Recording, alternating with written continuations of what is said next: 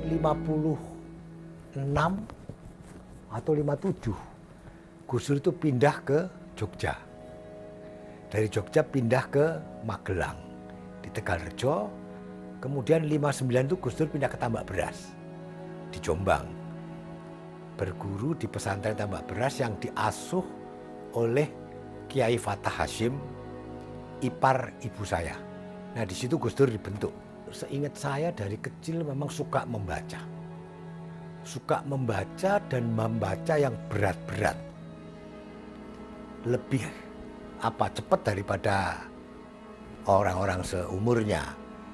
Ketika SMP, Gus Dur sudah membaca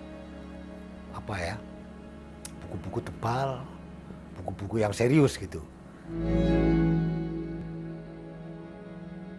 Gus Dur sendiri adalah orang yang pemikiran Islamnya sangat mendalam ya, karena latar belakang keilmuan beliau, kemudian pergulatan beliau dengan pemikiran-pemikiran para mulai dari ulama tradisional dari zaman ratusan tahun yang lalu sampai pemikiran-pemikiran modern, lalu kemudian interaksi beliau ketika beliau di Mesir maupun di Irak ya, sekolah. Nah, itu semua terkulminasi ya dalam sebuah gagasan bahwa Islam itu pada dasarnya adalah sebuah agama yang mengajarkan perdamaian. Saya mendengar nama Gus Dur itu dalam aktivitas dia di Eropa, di antara mahasiswa-mahasiswa dari Timur Tengah yang pada hijrah ke negara Belanda. Di sana dalam pergaulan intelektual lah, mahasiswa-mahasiswa atau orang-orang Indonesia di negeri Belanda. Saya pada waktu itu sering ke negeri Belanda.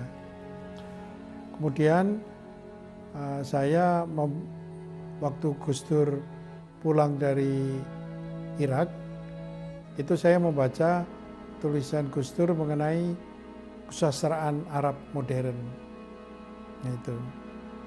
Lalu saya ketahui bahwa Gus Dur itu kemudian mengajar kembali ke Tebuireng.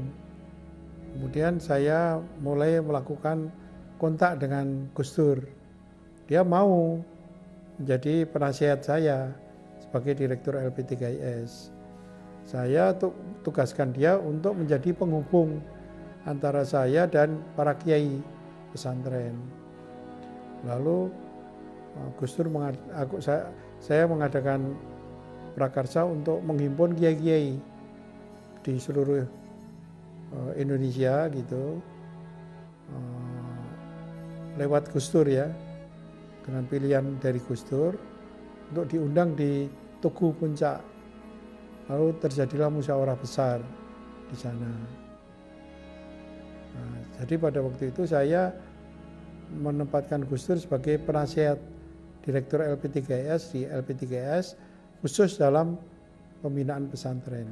Pada waktu Gus Dur itu di LP3IS, dia bergaul dengan LSM melalui LP3IS dengan LSM yang lain. Dari situlah terjadi perkembangan pemikiran Gus Dur. Dan juga karena saya pakai sebagai penasihat di LP3IS, dia mau mengembangkan pemikirannya mengenai pesantren, mengenai strategi pengembangan pesantren. Nah, dia pakai perjuangan itu kultural sekali, karena sumbernya dari pesantren itu. Dan dia ketika selesai belajar dari dari Turki itu dan dari Irak dan segala macam, itu lalu dia berusaha, jangan lupa dia punya latar belakang ketokohan, darah biru tidak hanya sebagai NU tapi sebagai nasionalis dan tokoh nasional dari Hasyim Asy'ari dan ayahnya sendiri, Wahid Hasyim itu sendiri. Ketika dia ke Baghdad dan ke negara yang lain di sana, ya, itu dia mengambil saja untuk perbandingan. Ya. Maka bisa dilihat kapan Gus Dur kuliah betul dan tidak, tapi dia mengangsu itu sampai akhirnya bisa menampilkan Islam Indonesia yang amat kultural ini dan amat istilah dia itu humanis Pancasilais ini. Itu bagaimana bisa ketemu dengan kemodernan. Ya, saya melihat kemodernan diambil dari pemikiran dia melihat perbandingan di Baghdad, Islam yang di sana, ya Irak itu, tapi diambil peradabannya itu.